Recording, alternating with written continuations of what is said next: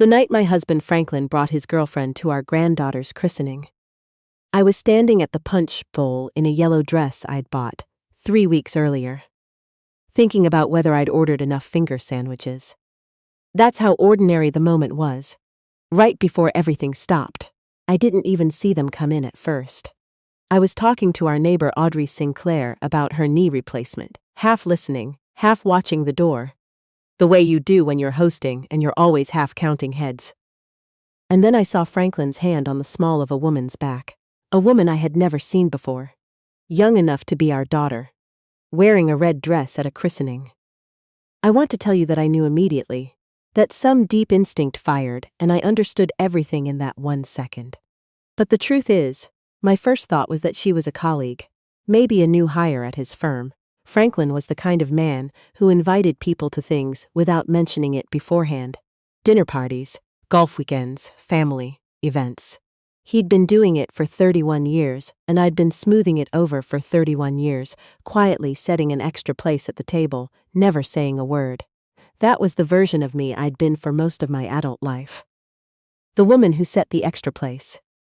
My name is Eleanor, and I'm 63 years old. And I am going to tell you what happened at my granddaughter Maeve's christening on a Sunday afternoon in October, in the parish hall of St. Brendan's in Ottawa, in front of 47 people who all knew my name. Franklin and I had been married since 1993, 31 years. We'd built a house in the glebe, raised 2 children, our son Callum and our daughter Teresa, watched them grow up, get jobs, find partners, have children of their own. We had a routine that ran like a well-oiled machine.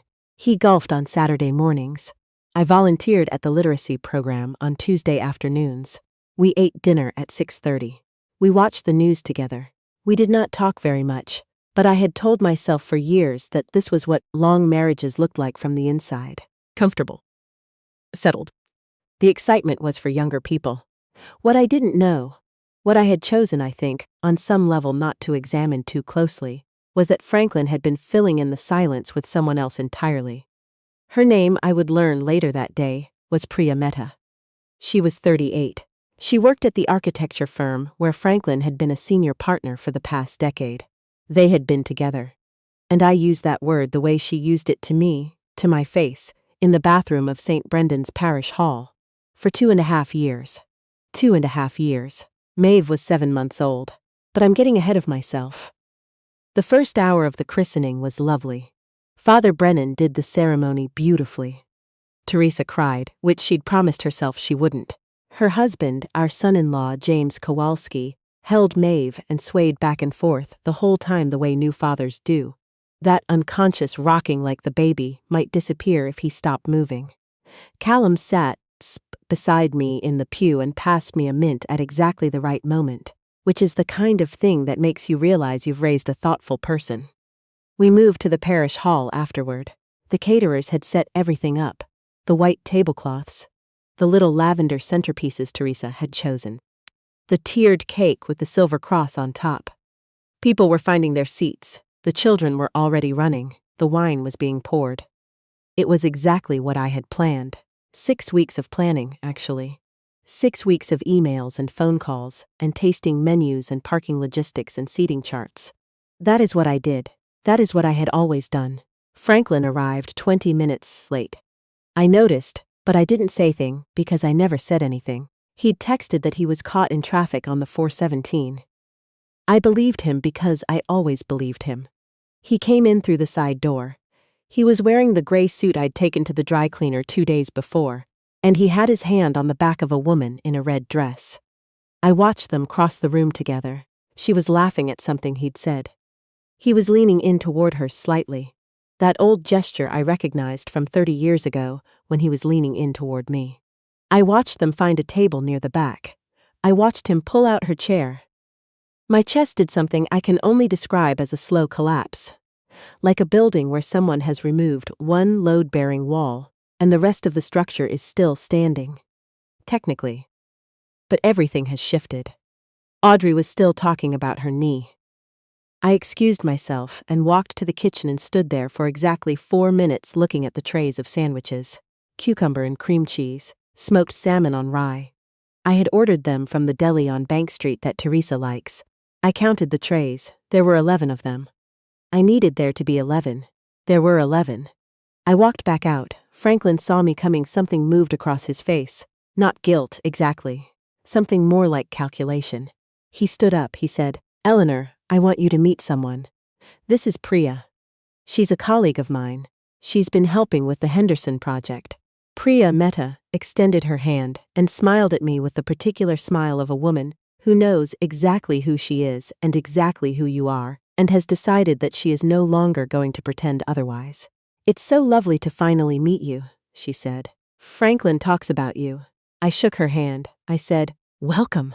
I heard my own voice come out perfectly level, which surprised me. "Have you tried the smoked salmon?"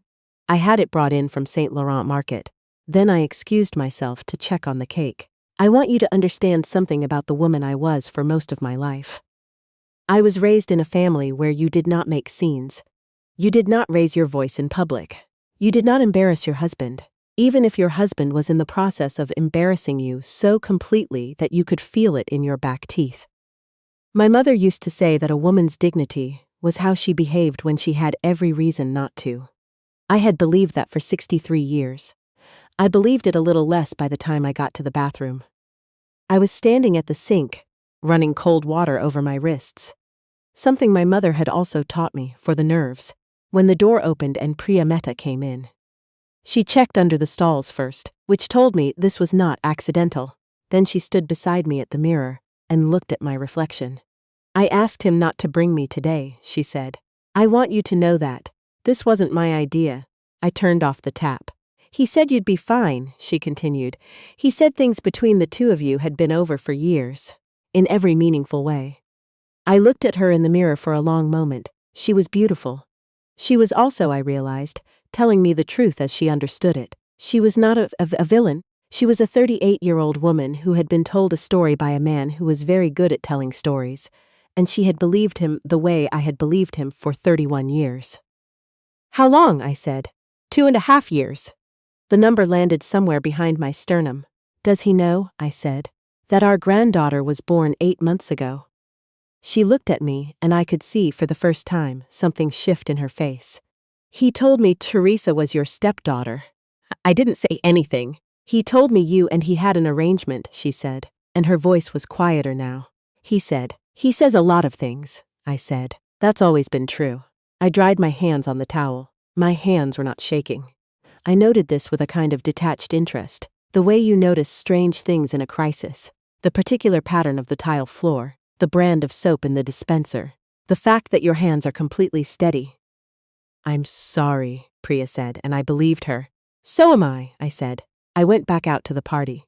I found Callum refilling his wine glass at the bar. Callum is 35, he works in civil engineering, and he has had his father's number for longer than I have. He looked at me when I came to stand beside him and he said, very quietly, "Mum, who is she?" "A colleague," I said. "Mum." I picked up a glass of sparkling water and I said, "I need you to do something for me after the party today. I need you to drive me to Teresa's, not home. Can you do that?" He looked at me for a moment. "Yes," he said. "Of course. Thank you." That was all we said. That was enough. Here is what most people don't know about me. 6 months before that christening, I had found a hotel receipt in the breast pocket of a suit jacket I was taking to the dry cleaner. The Andaz on Queen Street in Toronto. 2 nights, a weekend. Franklin had told me he was attending a conference in Montreal. I stood in our kitchen, holding that receipt for a very long time. I didn't say anything to Franklin. Instead, I called a lawyer. Her name was Sandra Goff, and a friend had recommended her quietly. The way women recommend certain things to each other.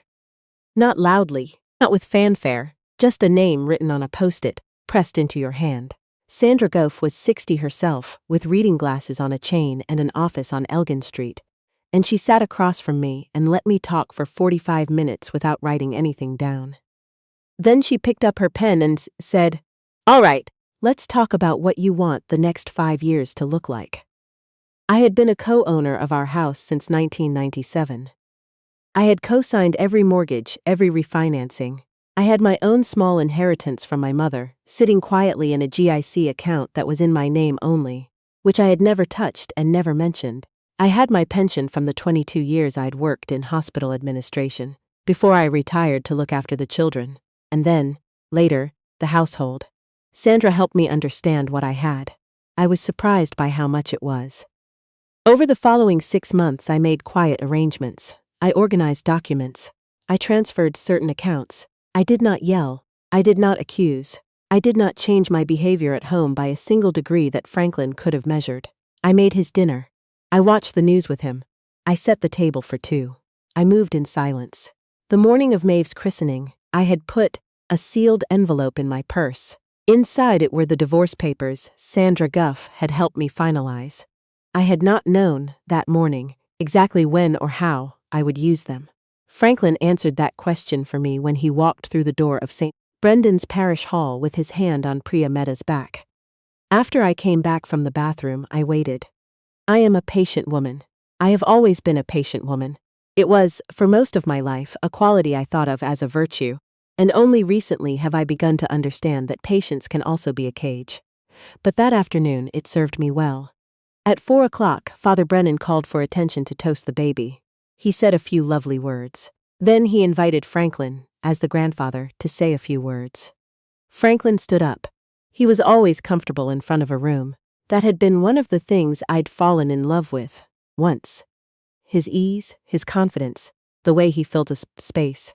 He straightened his jacket, and he smiled, and he looked around the room at our family and our friends and the people who had known us for 30 years.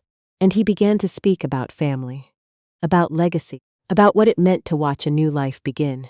I sat at the table closest to the front, the one with Teresa and James and Maeve and Callum. I listened to every word. I let him finish. I even let the applause die down. Then I stood up. There is a particular quality to a room when it goes from noise to silence and everyone is looking at you. I had felt it once before, at my own mother's funeral when I'd given the eulogy. It's not frightening, exactly, it's clarifying. I'd also like to say a few words, I said. If I may. Father Brennan nodded. Teresa looked at me with an expression I couldn't quite read.